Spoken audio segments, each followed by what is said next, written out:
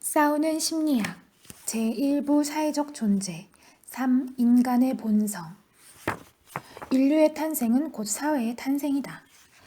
이성은 축복인가 재앙인가? 인류의 탄생, 즉 인류가 생물학적 존재로부터 사회적 존재로 도약할 수 있었던 원인은 무엇일까? 여러 원인이 있겠지만 프롬은 이것을 이성에서 찾았다. 그는 성경에 나오는 에덴 동산 이야기를 비유로 들면서 사람이 자유를 원하게 된 것, 그리고 그 결과 사람과 자연과의 조화가 깨진 것을 이성 탓으로 돌리고 있다. 자유의 행동으로서의 불복종의 행위는 곧 이성의 시작이다. 신화는 최초의 자유행동에 따른 결과들에 대해 말하고 있다. 인간과 자연과의 근원적인 조화는 파괴되었다. 전통적으로 서구사회는 사람을 정신과 육체를 가진 존재로 이해해왔다. 즉 서구사회는 암묵적으로 정신은 고귀하고 합리적인 것인 반면 육체는 저급하고 비합리적인 것으로 간주해왔다는 것이다. 종교가 사람 위에 군림했던 중세시대의 수도사들이 신이 주신 영혼을 더럽히는 동물적 충동의 원천인 육체를 스스로 고문하고 학대했던 것이 이를 극명하게 보여준다. 사람을 정신과 육체 혹은 이성과 비이성을 가진 이원론적 존재로 보는 인간과는 프로이트에게도 그대로 영향을 미쳤다. 후기 정신구조론에서 프로이트는 인간 심리가 자아, 초자아, 원초아로 구성되어 있다고 주장했는데 여기서 자아와 초자아는 이성의 상징인 반면 원초아는 비이성의 상징이다. 그런데 프롬도 이런 서구의 전통적인 인간관에서 그다지 자유롭지 못했던 것 같다. 왜냐하면 그 역시 사람을 이성을 가진 동물로 이해하는 입장과 완전히 결별하지 못하고 있기 때문이다. 프롬은 이성을 주로 이성적 사고 능력이라는 의미로 사용한다. 이성이란 감각으로 파악된 표면을 꿰뚫고 표면 뒤에 있는 본질을 이해할 수 있는 능력을 말한다. 철학에서는 인식을 감성적 인식과 이성적 인식으로 구분한다. 감각, 지각, 표상 능력 등을 이용해 구체적인 현상을 인식하는 감성적 인식은 동물들도 할 수 있지만 개념, 판단, 추리 능력 등을 이용해 사물 현상의 본질을 파악하는 이성적 인식은 오직 사람만이 할 수 있다. 즉 이성적 사고 능력은 사람만이 가지고 있는 능력이라는 것이다. 그러나 프롬은 때때로 이성을 다른 의미로도 사용한다. 예를 들면 그는 이성을 합리적이라는 의미로 사용하기도 한다. 또한 프롬은 이성을 성장과 발달을 증진하는 모든 종류의 조처와 행동으로 비이성을 한 개체의 성장과 구조를 저해하거나 파괴시키는 모든 종류의 행동으로 규정하기도 했다. 이런 맥락에서 그는 모든 동물은 완벽하게 이성적이다 라고 말하기도 했는데 이 경우에 이성적이라는 것은 사고와 관련된 어떤 것을 필연적으로 의미하지는 않는다. 이성적 사고 능력을 제대로 활용하면 사람은 현실을 왜곡하지 않고 있는 그대로의 세계를 알려는 목적을 달성할 수 있고 표면의 뒤에 숨겨져 있는 것, 즉 현실의 본질인 핵심을 인식할 수 있다. 나아가 창조적으로 사고하고 이미 넣어진 자료를 넘어서는 것도 가능하다. 이성적 사고 능력 덕분에 사람은 객관적인 사고, 본질적인 사고, 창조적인 사고를 할 수 있는 것이다. 이런 능력은 동물에게 없는 것은 물론이고 가장 발전된 기계라고 할 수 있는 컴퓨터에게도 없는 오직 사람만이 가지고 있는 능력이다. 지금까지 논의된 것만 보더라도 이성은 정말 사람에게 유익한 능력임이 분명하다. 그러나 프롬에 따르면 사람은 오히려 이성을 가지게 됨으로써 자연으로부터 분리되었고 그 결과 고통을 겪게 되었다. 따라서 사람에게 이성은 축복인 동시에 재앙인 셈이다. 인간에게는 이성이 부여되었다. 인간은 자기 자신을 아는 생명이다. 자신의 고독과 자신의 분리와 자연비 사회의 힘 앞에서의 자신의 무력감의 인식, 이러한 모든 인식은 인간이 분리되어 흩어져 있는 실존을 견딜 수 없는 감옥으로 만든다. 이렇게 프롬은 사람이 자연에서 분리된 상황을 인간 실존으로 이해했고 그것에서 비롯되는 동물도 아니고 사람도 아니라는 모순을 사람의 모순으로 규정했다. 그러나 이런 견해는 그를 사회적 존재로서의 사람에게 고유한 본성을 규명하겠다는 애초의 문제의식에서 벗어나 사람의 실존 상황으로부터 인간 본성을 찾으려는 잘못된 방향으로 나아가게 만들었다. 갈등 자체가 본질이다. 초기와는 달리 후기의 프롬은 인간 본성 혹은 본질을 어떤 실체로 정의하는 것은 잘못이라고 주장했다. 그는 그 이유에 대해 다음과 같이 설명한다. 만일 사람의 본질을 구성하는 어떤 실체가 있다고 가정한다면 사람이 처음으로 출현한 이후 사람에게는 기본적인 변화가 없었다고 하는 비진화적이고 비역사적인 태도를 취하지 않을 수 없다. 이것은 만일 인간 본성을 자유로 규정한다면 사람은 자유라는 속성을 획득한 먼 옛날부터 지금까지는 물론이고 앞으로도 영원히 자유라는 속성을 가지고 있을 것이므로 사람을 변화, 발전하지 않는 존재로 간주하는 것과 마찬가지라는 뜻이다. 하지만 이런 견해는 잘못이다. 사람에게 자유로운 존재가 되려는 속성 혹은 자유로운 활동을 하려는 속성이 있다 하더라도 그것의 내용은 역사적 시기에 따라 발전하고 풍부해지기 마련이기 때문이다. 예를 들면 원시 공산제에서 자유의 주된 내용이 자연의 구속으로부터 해방되는 것이었다면 고대 노예제에서는 노예 해방, 중세 봉건제에서는 신분 해방, 자본주의 제도에서는 노동 해방과 인간 해방, 그리고 현재의 한국 사회에서는 부활하고 있는 유신 독재의 폭정으로부터의 해방이라는 식으로 그 내용이나 성격이 달라지고 발전할 수 있다. 하지만 그러한 변화에도 불구하고 자유의 본질, 즉 구속당하고 예속당하는 노예가 아닌 자유인이 되려는 속성은 달라지지 않는다.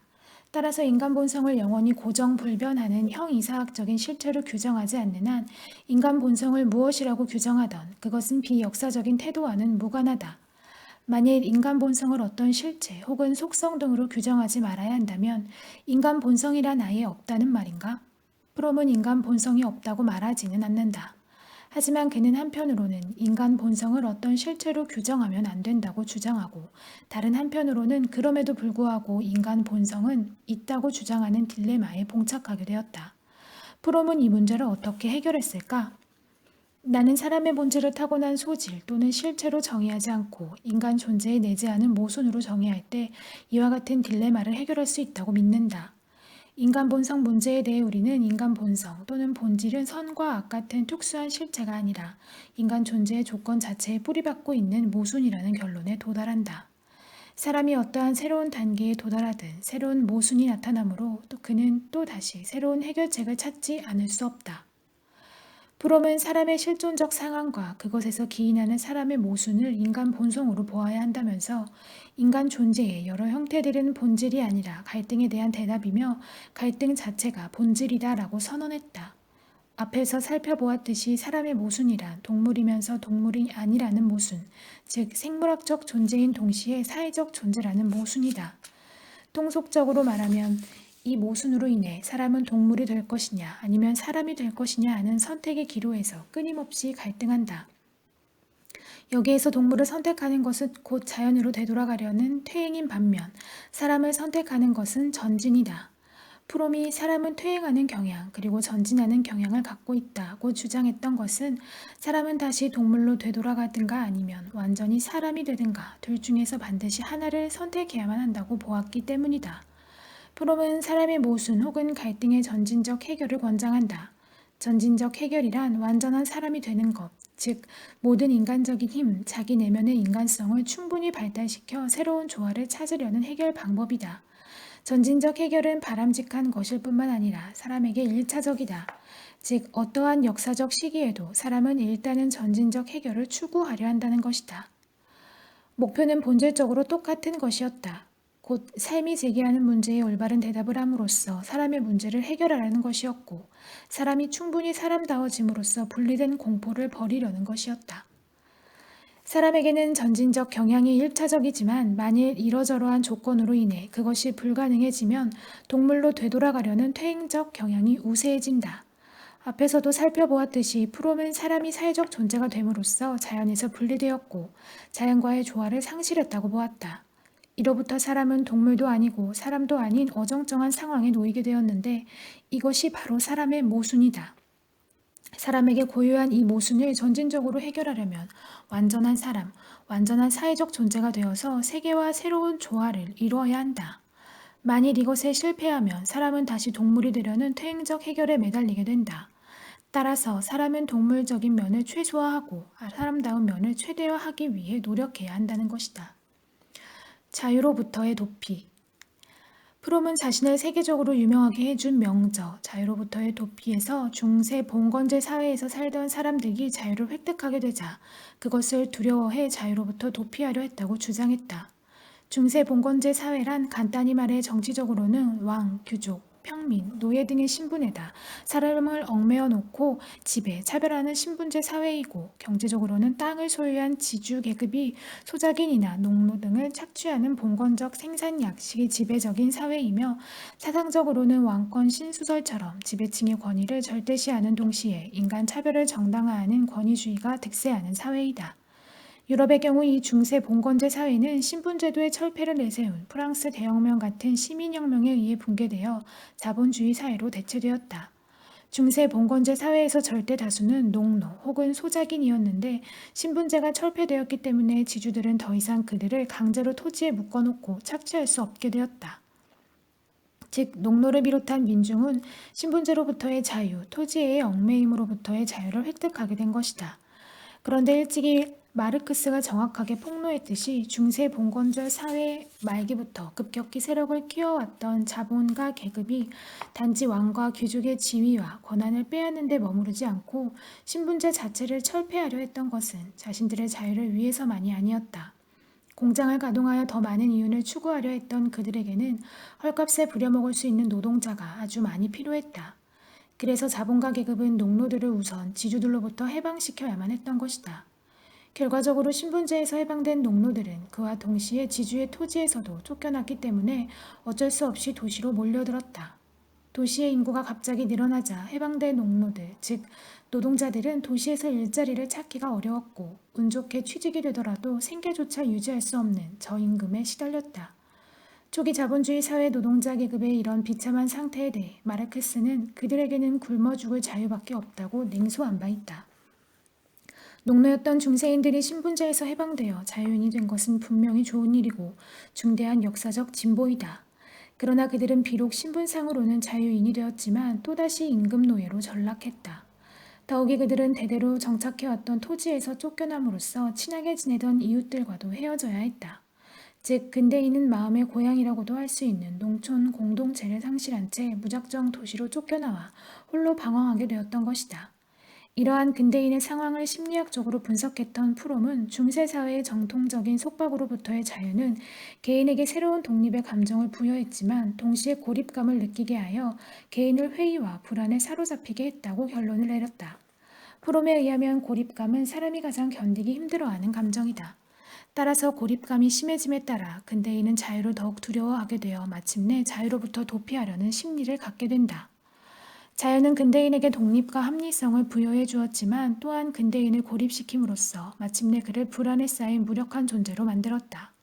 이와 같은 고립은 참을 수 없는 것이므로 근대인은 자유라는 무거운 짐으로부터 도피하여 새로운 의존과 복종을 찾느냐, 그렇지 않으면 인간의 독작성과 개성에 기인된 적극적인 자유의 실현을 위하여 전진을 가느냐 하는 양자택일의 상황에 직면하게 된다. 끔찍한 신분제에서 해방되었다고 기뻐하던 농노는 혼자 도시로 가서 노동자 혹은 실업자가 되었을 때 이렇게 탄식했을지도 모른다. 아, 차라리 농노였을 때가 좋았어. 이와 유사한 현상은 역사적으로 자주 반복되어 왔다. 일례로 이집트에서 노예살이를 하다가 모세 덕분에 자유인이 된 유대인들은 광야에서 방황하게 되자 차라리 이집트에서 노예살이를 하던 때가 더 좋았다고 말한다. 이렇게 자유를 쟁취하는 것이 새로운 고통으로 이어지고 그 고통이 더는 견디기 힘든 것이 될 경우에 사람은 차라리 자유를 포기하고 싶어 할 수 있다. 물론 프롬에 의하면 사람은 일차적으로 전진적 해결을 시도하기 마련이므로 근대인 역시 처음에는 더 완전한 사람이 되어 새롭게 제기된 인간적 모순을 해결하려고 했을 것이다. 그러나 자본주의 사회라는 악조건으로 말미암아 그런 전진적 해결은 요원해졌다. 근대인은 개인에게 안정감을 부여해주는 동시에 또한 그를 제약하는 개인적 사회의 구속들로부터는 해방되었지만 개인적 자아의 실현, 즉 개인의 지적, 정서적 및 감각적인 능력의 표현이라는 적극적인 의미에서의 자유는 아직 획득하지 못했다. 근대인이 적극적인 의미에서의 자유를 획득하지 못했던 것은 무엇보다 중세 봉건제 사회가 멸망하고 나서 자본가 계급이 권력과 부를 독점했기 때문이다. 다시 말해 노동자 계급을 비롯한 민중이 자본가 계급의 독점을 무너뜨리는 새로운 민중혁명에 성공하지 못했기 때문이다. 초보적인 권리조차 보장되지 않는 비참한 임금 노예의 삶, 더욱이 이웃과도 경쟁을 해야만 하는 고독한 삶을 강요당했던 근대인은 고립감만이 아니라 무력감에도 압도당했다.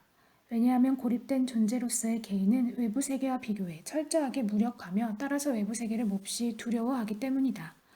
프롬은 자유를 두 가지로 구분하면서 근대인이 처하게 된 이러한 상황을 무엇 무엇으로부터의 자유와 무엇 무엇에 대한 자유 사이의 지연으로 설명하기도 한다.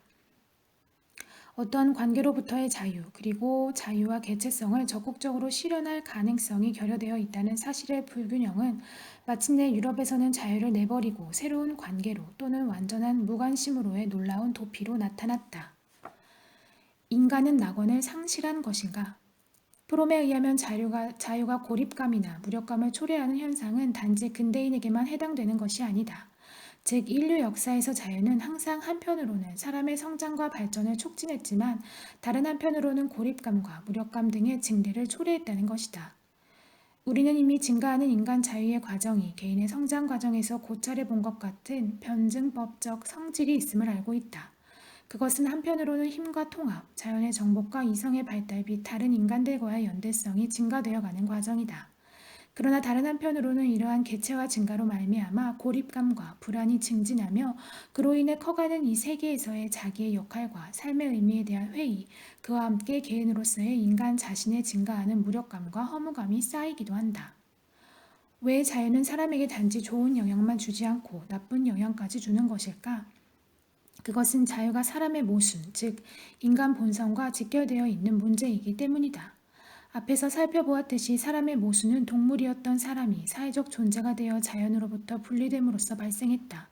사람은 동물이었을 때 맺었던 사람과 자연 사이의 조화로운 관계를 프롬은 1차적 관계로 정의했다. 한 개인이 자신을 외부 세계와 연결시킨 탯줄을 완전히 끊어버리지 못한다면 그에게는 바로 그만큼의 자유가 없다.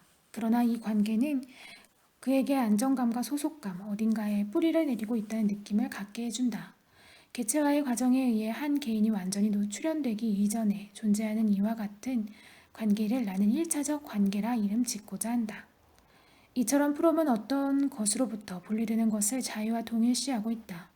이런 입장은 영원히 천국을 잃어버린 채 홀로 외부 세계와 직면하게 된 개인, 그는 막막하고 두려움에 찬 세계에 내버려진 이방인이었다. 새로운 자유를 얻게 된 결과로 동요, 무력, 회의, 고독, 불안을 안게 되었다. 는 언급 등을 통해서 반복적으로 확인할 수 있다. 사람이 자연에서 분리되었다는 것은 자연의 구속에서 자유로워졌음을 의미한다. 프롬이 자연에서의 분리 혹은 1차적 관계에서의 분리를 자유와 동일시한 것은 아마 이와 관련이 있을 것이다. 하지만 자유를 분리와 동일시하면 필연적으로 자유가 사람을 개체화시키는 동시에 사람을 홀로 남게 만들 것이라는 결론에 도달하기 마련이다. 프롬은 이를 자유에 존재하는 근본적인 분열, 사실상 이것은 사람의 모순을 좀 다른 방식으로 표현한 것으로 정의했다. 자유에 존재하는 근본적인 분열, 개체성의 탄생과 고립감의 고통은 인간의 자발적인 행위에 의해 보다 높은 단계에서 해결된다. 그러나 자유를 분리와 동일시하는 프롬의 입장에는 동의할 수 없다. 자유는 단지 자유일 뿐이지 분리가 아니다. 임신 중에 어머니와 한 몸이었던 태아가 마침내 세상에 나오게 되는 것을 어머니의 몸으로부터 분리되었다고 표현할 수는 있지만 어머니로부터 자유로워졌다고 말하는 것은 옳지 않다. 어머니와 태아 사이의 관계는 어머니가 태아를 억압하거나 구속하는 관계가 아니기 때문이다. 요컨대 자유와 분리는 엄연히 다르므로 이 두 개념을 동일시하면 안 된다는 것이다. 물론 동물이었던 사람은 자연에 구속당했던 존재였으므로 사람이 사회적 존재가 되어 자연계를 벗어나게 된 것에 대해서는 분리라고 할 수도 있고 자유라고 할 수도 있다. 그러나 중세 봉건제 사회의 경우 농촌 공동체에서 개인이 떨어져 나온 것은 단지 분리일 뿐이지 자유가 아니다. 농촌 마을에 살고 있던 농노들 사이의 관계는 서로가 서로를 구속하거나 예속시키는 관계가 아니었기 때문이다. 엄밀히 따지자면 근대인이 고립감이나 무력감을 느끼게 되었던 것은 지주, 소작 관계에서 자유로워져서가 아니다. 착취적이고 비인간적인 지주, 소작 관계는 소작인들에게 온갖 고통과 불행을 강요하는 원천이었으니 그것에서 자유로워지는 것은 전적으로 좋은 일이다. 근대인의 고립감이나 무력감은 그들이 신분제로부터 자유로워져서가 아니라 농촌 공동체의 해체에서 기인했다. 즉 그것은 자유와는 아무런 관계가 없으며 분리와 관계가 있는 것이다. 결론적으로 프롬이 말했던 자유에 존재하는 근본적인 분열이란 실제로는 존재하지 않으며 그것은 자유와 분리를 동일시하는 데서 비롯된 오류이다. 프롬은 사람이 개체화되기 이전에 맺는 관계인 1차적 관계에서 일체감, 안정감, 소속감 등을 느낄 수 있는 반면 그 밖의 관계에서는 그것이 가능하지 않다고 주장했다. 한마디로 동물이었던 원시 인류의 일체감, 안정감, 소속감 등을 느낄 수 있지만 현대인은 1차적 관계를 상실했으므로 그런 감정 등을 더 이상 느낄 수 없다는 것이다. 이런 점에서만 보면 사람의 크나큰 불행 중에 하나는 1차적 관계를 상실한 데 있다. 그래서인지 프롬은 이 1차적 관계를 종종 낙원에 비유하기도 했다. 모든 1차적 관계는 일단 단절되는 날이면 다시 복원시킬 수 없다. 곧 한 번 낙원을 상실한 인간은 다시 그곳으로 돌아갈 수 없다. 개체화된 인간이 외부 세계와의 관계를 위해서는 오직 하나의 가능하고 생산적인 해결 방법이 있다. 그것은 1차적 관계에 의하지 않고 자유롭고 독립된 개인으로서 그를 다시 외부 세계와 연결해주는 모든 사람들과의 적극적인 결속과 자발적인 활동, 곧 사랑과 일이다. 원시 인류와 1차적인 관계였던 자연이 과연 인간에게 일체감, 안정감, 소속감 등을 자동적으로 담보해 줄 수 있었을까? 나는 그렇지 않았으리라고 생각한다. 항상 먹잇감을 풍부하게 구할 수 있었다면 몰라도 자연재해나 굶주림의 속수무책이었을 원시 인류가 자연과 일체감을 느끼기는 힘들었을 것이다. 늘 맹수에게 쫓기는 삶을 살았던 초식동물 역시 자연과 일체감을 느꼈으리라고는 기대하기 힘들다. 원시 종교를 통해서도 추측할 수 있지만 원시 인류의 자연에 대한 지배적인 감정은 두려움이었고 그것을 회피하기 위해 일체감을 추구했을 가능성이 크다. 동물들에게 적어도 자연은 천국이나 낙원은 아니었을 것이므로 자연의 위력 앞에 무력했던 동물과 자연 사이의 관계를 조화로운 관계라고 말하는 것은 잘못이다. 또한 일체감이란 독립적인 개체만이 가질 수 있는 감정인데 동물은 뚜렷한 자의식을 가지고 있는 독립적인 개체가 아니라는 사실도 고려해야 한다. 무리 혹은 종을 중심으로만 사고할 뿐 자신이 하나의 독립적인 개체임을 거의 자각하지 못하고 있는 분리감이나 개체감이 거의 없는 동물적 존재에게는 일체감의 문제가 제기조차 될 수 없다는 것이다. 일체감이 과연 무엇인가라는 논의는 접어두고라도 만일 프롬의 주장대로라면 자연에 대해 일체감을 느끼는 동물은 그다지 무력감에 시달리지 않을 것이다. 자연과의 일체감이 충만한 원시 인류는 하늘에서 번개가 치면 오 하늘아 번개 때리고 있냐? 라고 생각하면서 마치 자기 일처럼 기뻐하면서 만세를 불렀을 테니까. 그러나 일체감의 화신인 동물들도 자연으로부터 오는 위협이나 고통을 겪으면 무력감을 체험한다.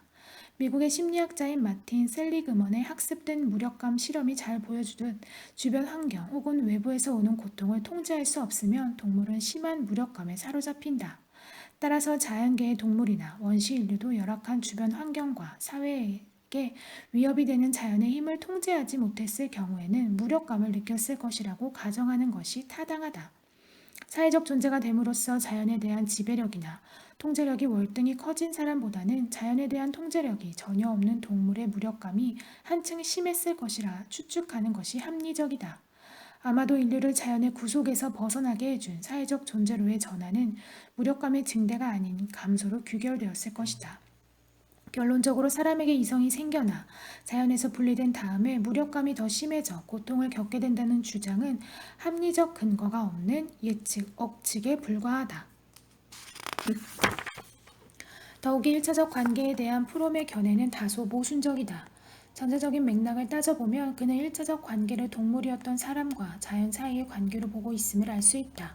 그런데 만일 1차적 관계가 동물인 사람과 자연과의 조화로운 관계였다면 그것은 이미 오래전에 즉 사람이 자연에서 분리될 때 깨졌을 것이다. 그리고 그 시점부터 인류는 숙명처럼 고립감과 무력감을 껴안은 채 살아왔을 것이다.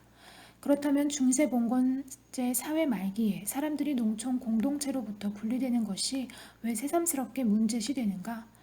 1차적 관계는 이미 원시시대에 깨지지 않았는가?